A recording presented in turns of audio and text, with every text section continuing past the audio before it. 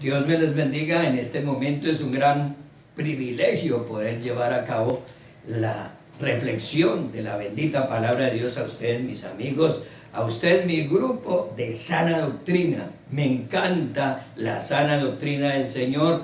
Es un gran privilegio que tengamos esta parte. Bien, quiero continuar con el tema, el pecado de Acán.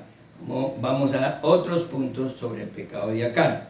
En primer lugar, ¿por qué razón el pecado de Acán debía ser descubierto? Esa fue una pregunta que me hice para compartirlo con ustedes. Y como lo hablamos la vez pasada, en el primer segmento de la palabra, decíamos que estaba afectando al pueblo de Israel, ya que ellos no podían hacerle frente a sus enemigos. Pero yo quiero que lean esta escritura en Josué 7:12. Por favor, hermano, léamela. Bueno. Por esto los hijos de Israel no podrán hacer frente a sus enemigos, sino que delante de sus enemigos volverán la espalda, por cuanto han venido a ser anatema.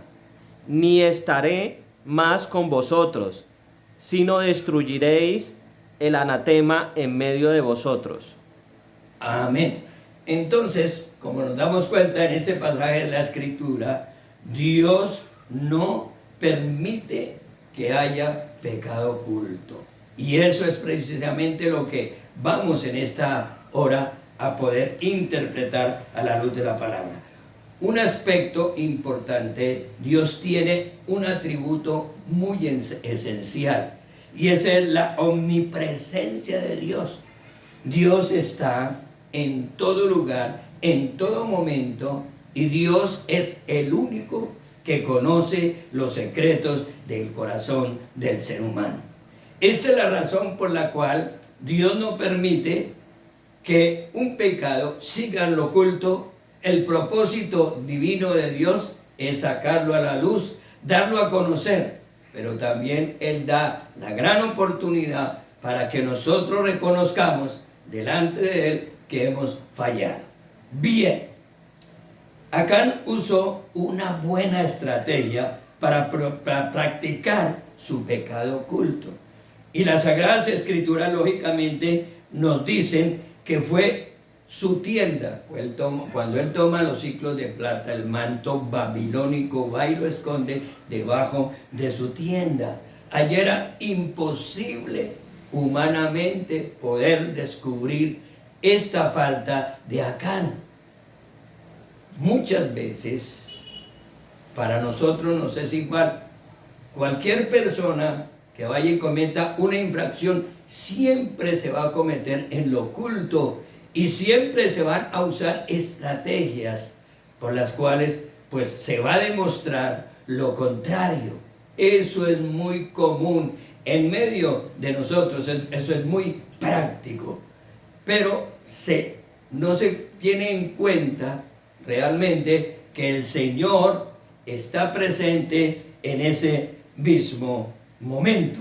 Entonces, ese pecado se dio al descubierto cuando fue santificado el pueblo, porque el Señor dijo: santifica el pueblo para mañana. ¿Esto qué quiere decir, santificar el pueblo? Que tenían que reunirse y expresar las faltas. En ese tiempo se usaba una parte ceremonial, según el Antiguo Testamento, donde había una ceremonia de purificación. Entonces el que cometía algún pecado, el que comía algo ilícito, el que tocaba un cadáver, bueno, alguna de las cosas que prohibía la ley en el Antiguo Testamento, pues se santificaba y venía y expresaba su pecado, y esa persona lógicamente quedaba pura. Por esa razón el Señor dice: santifica el pueblo para mañana, y Josué trajo al pueblo y la santificó.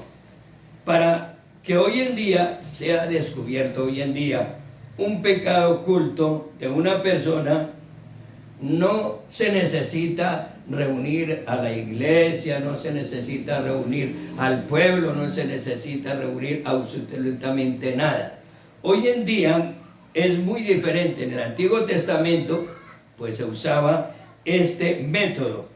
Ahora en este tiempo solo por el Espíritu Santo. Ustedes ya lo sabemos de antemano, conocemos la sana doctrina que el Señor cuando se fue envió el Consolador. En el día de Pentecostés descendió el Espíritu Santo, y el Espíritu Santo es el vicario de Cristo aquí en la tierra, es el que se mueve, es el que dirige, es el que exhorta, es el que saca a la luz toda iniquidad y todo pecado. Voy a mostrarles un pasaje, unos versículos bíblicos, voy a leerlos allá en Hechos capítulo 5, vamos a leer desde el versículo 1 al versículo 4, vamos a poner atención cómo el Espíritu Santo saca a la luz un pecado oculto en la iglesia primitiva. Pero cierto hombre llamado Ananías, con Safira su mujer, vendió una heredad, y sustrajo el precio sabiéndolo también su mujer. Trayendo solo una parte, la puso a los pies de los apóstoles. Y dijo Pedro, Ananías, ¿por qué llenó Satanás tu corazón para que mintieses al Espíritu Santo y sustrajeses del precio de la heredad? Reteniéndola, no se quedaba a ti, y vendida no estaba en tu poder. ¿Por qué pusiste esto en tu corazón? No has mentido a los hombres, sino a Dios. Amén. Entonces nos damos cuenta que en la iglesia primitiva estaba en auge el Espíritu Santo. Ananías y Safira habían prometido entregar una heredad, pero cuando tuvieron la plata, pues se dieron cuenta que era mucho y tomaron una parte en lo más secreto. Eso quedó solamente en ellos dos, como lo dicen las Sagradas Escrituras. Pero cuando van a entregarle esa parte al apóstol Pedro, el Espíritu Santo, por medio del don de ciencia, óigalo bien, porque el Espíritu Santo tiene 21 dones, los cuales necesitamos en este tiempo que la iglesia comience a practicarlos para ver su gloria. Por medio del don de ciencia, el Espíritu Santo le muestra al apóstol Pedro que ellos estaban mintiendo, y ese pecado salió a la luz por el Espíritu Santo. Y más adelante, si ustedes siguen leyendo en su casa las Escrituras, ustedes van a ver que tanto Ananías y Safira fueron muertos y fueron disciplinados directamente por el Señor. Dios es muy santo, Dios es muy puro. Por eso nosotros tenemos que estar dispuestos a confesar nuestro pecado, a pedirle al Señor con todo nuestro corazón que nos perdone. ¿Por qué? Sencillamente porque Él nos ha llamado a santidad. Él nos ha llamado a vivir una vida totalmente nueva, una vida en Cristo Jesús, una vida que dé fruto. Y si no es así, pues vamos a tener problemas con el Señor. Yo escuché a alguien en estos días pasados que decía de la siguiente manera: pastor, yo entiendo una cosa que ustedes, posiblemente los pastores, no entienden. Yo le pregunté cuál. Mire, cuando uno peca contra Dios. Entonces, mi pecado es con Él. Me resta, entonces, venir a Dios y pedirle perdón, porque yo tengo que confesar mis problemas y mis situaciones a otra persona si mi problema está siendo con Dios. Entonces solamente peco. El Señor dice que si alguno ha pecado, abogado tenemos para con el Padre, a Jesucristo es justo. Entonces yo voy, me arrepiento, le pido perdón y quedo muy bien. Pues muy buena definición, ¿verdad? Pero yo quiero mostrarles a ustedes de la siguiente manera algo interesante. Cuando yo ofendo a Dios, también ofendo al prójimo. Cuando usted ofende a Dios, ofende también a cualquier persona. Esto es una realidad. O sea, es un buen pensamiento venir porque nos toca venir al Señor, porque el problema está con el Señor, pero también nosotros tenemos que confesar nuestra ofensa, tenemos que pedirle perdón a aquella persona que la hemos afectado con nuestra falta, ¿verdad? Entonces, por ejemplo, voy a colocar un ejemplo muy claro. La infidelidad de los cónyuges. Alguno de los dos adultera, por decirlo de esta manera. Uno lo hace y el otro es afectado, el otro es ofendido. Entonces, el adulterio o cualquier inmoralidad se hacen en el secreto. Eso lo sabemos de antemano, eso es algo muy real, ¿verdad?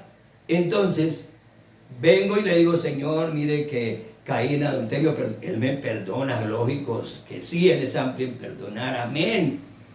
Pero tengo que ir y comentarle a la persona afectada, a la persona que también le hice daño. Mire, yo quiero que ustedes vean, escuchen un texto que va a leer el hermano en Santiago capítulo 5 y versículo 16. Mire lo que dice el apóstol Santiago a la iglesia. Confesaos vuestras ofensas unos a otros y orad unos por otros, para que seáis sanados. La oración eficaz del justo puede mucho. Confesaos ¿qué? Vuestras ofensas. Porque yo ofendo a Dios, pero también ofendo a mi prójimo.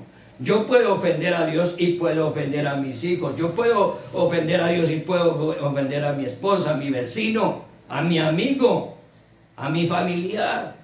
Entonces la palabra es muy clara. Eso que hago en lo oculto del corazón, lógicamente hay que confesarlo, pero también hay que confesárselo a personas, hay que pedir perdón, que se van a poner la situación un poco difícil, no interesa, pero en el Señor las cosas son así. Por eso este camino es estrecho, por eso a muchas personas no les gusta el evangelio, a muchas personas no les gusta la palabra, porque deben de renunciar a algunas cosas que realmente para ellos van a ser muy difíciles. Pero para nosotros, los que tenemos este conocimiento impresionante de Dios, nosotros los que tenemos una relación maravillosa con Dios, pues vamos a hacerlo. Tenemos la fuerza, lo hemos conocido, sabemos realmente quién es Dios, y por eso cada día de nuestra vida vamos a buscar de su presencia y de su espíritu.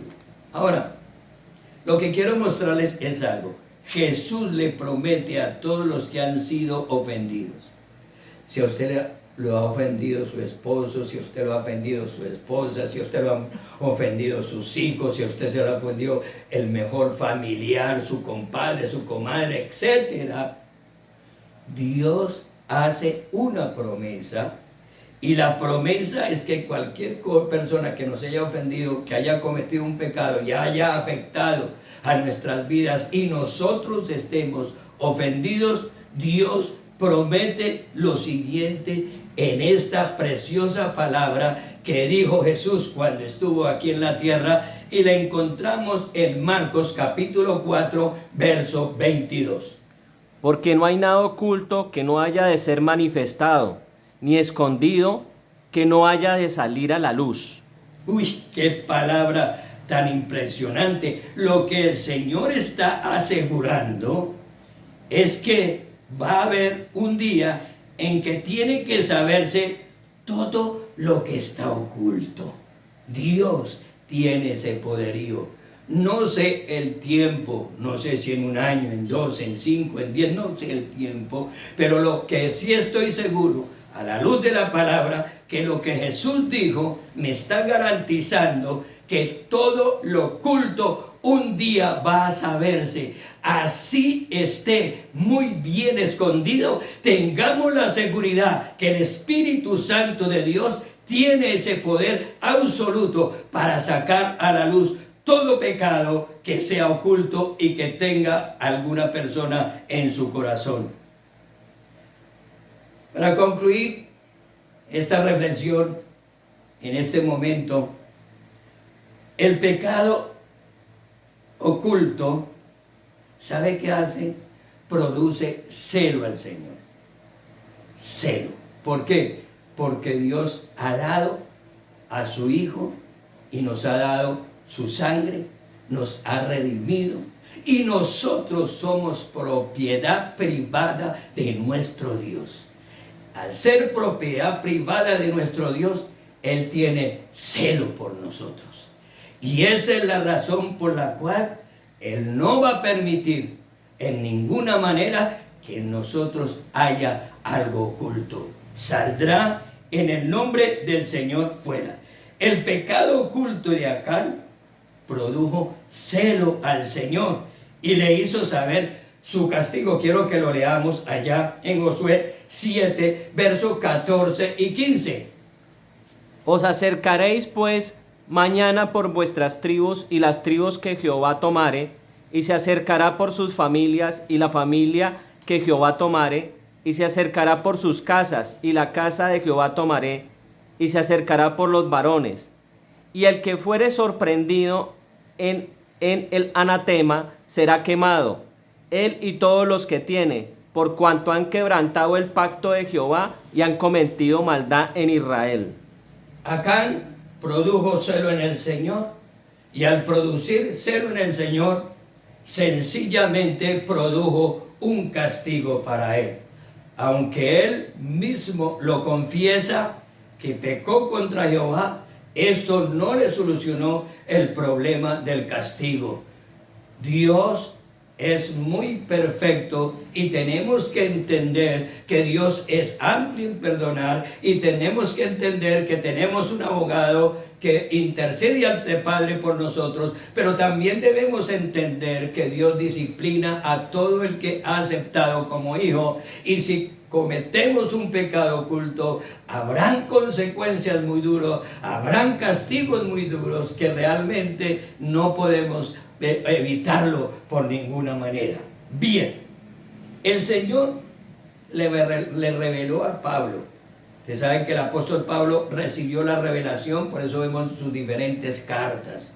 El Espíritu Santo le revela a Pablo que cuando un creyente o líder o un dirigente practica pecado oculto, produce celo al Señor y tendrá que su castigo. Esto lo encontramos en el Nuevo Testamento. Entonces me da a entender las Sagradas Escrituras que es muy fácil que nosotros los creyentes provoquemos a celo al Señor si no nos arrepentimos, si no confesamos nuestro pecado, si no cambiamos nuestra manera de ser. Vamos a permitir que Dios tenga celo y vamos a tener precisamente lo que vamos a leer en 1 Corintios capítulo 10, versículo 21 y 22. Escuchemos, por favor. No podéis beber de la copa del Señor y de la copa de los demonios. No podéis participar de la mesa del Señor y de la mesa de los demonios. ¿O provocaremos a celos al Señor? ¿Somos más fuertes que Él? Uy, impresionante. Yo no puedo estar en lo oculto y estar en el Señor. Yo no puedo practicar en las cosas del mundo y al mismo tiempo practicar en las cosas del Espíritu. Eso produce celos al Señor y eso trae consecuencias, eso trae en sí castigo. Así que mi consejo en el nombre del Señor es que confesemos lo que hay en nuestro corazón y confesemos a esa persona que hemos ofendido. El pecado oculto de Acán, por último, afectó a su familia. Yo no sé si su familia sabía el pecado de Acán. Yo no sé. La Escritura no me muestra eso. Pero sí puedo ver, hermanos, algo que me impresiona. Un pecado oculto afecta a la familia. El pecado de Acán afectó a su esposa. El pecado de Acán afectó a sus hijos. El pecado de Acán afectó su economía. Todo lo que él tenía lo afectó. Por eso vimos que provocó a celos al Señor. Y Acán, vea, yo quiero mostrarles lo que le sucedió precisamente a esta familia, la cual pues el corazón de uno se siente triste cuando sucede algo a alguna persona que ha conocido la palabra. Josué 7, 24 y 25 dice de la siguiente manera: Entonces Josué y todo Israel con él tomaron a Acán, hijo de Zera, el dinero, el manto, el lingote de oro y sus hijos, sus hijas, sus bueyes y sus asnos, sus ovejas, su tienda y todo cuanto tenía, y lo llevaron todo al valle de Acor. Y le dijo Josué: porque nos has turbado, túrbete Jehová en este día. Y todos los israelitas lo apedrearon y los quemaron después de apedrearlos. Amén. Me impresiona esto. Se perdió una familia por un pecado oculto. Lo más hermoso y lo más precioso que tenemos nosotros los seres humanos es nuestra familia. Luchemos por ella y no permitamos que un pecado oculto destruya a nuestra familia, afecte a nuestra familia. El propósito divino de Dios es construir familias fuertes, familias llenas de poder y de unción, pero depende de nuestro comportamiento que tenemos con el Señor. Hermanos, amigos que me escuchan, con todo mi corazón y con toda mi alma, mi consejo es: guárdese. Y cada vez que cometamos un error, tenemos al Señor dispuesto para que Él sea obrando en nuestra vida y en nuestro corazón. Mis amigos, mis contactos, esto es Sana Doctrina. Dios me los bendiga y a la próxima seguiremos todavía con este tema, que hay muchas cosas que podemos compartir. Que mi Señor Jesucristo me los bendiga y oraré por ustedes con todo mi corazón. Gracias a los que me están escribiendo, bendito el nombre del Señor. Sigan adelante. Allá los hermanos que están en Brasil, sigan adelante en el nombre del Señor. Dios me bendiga.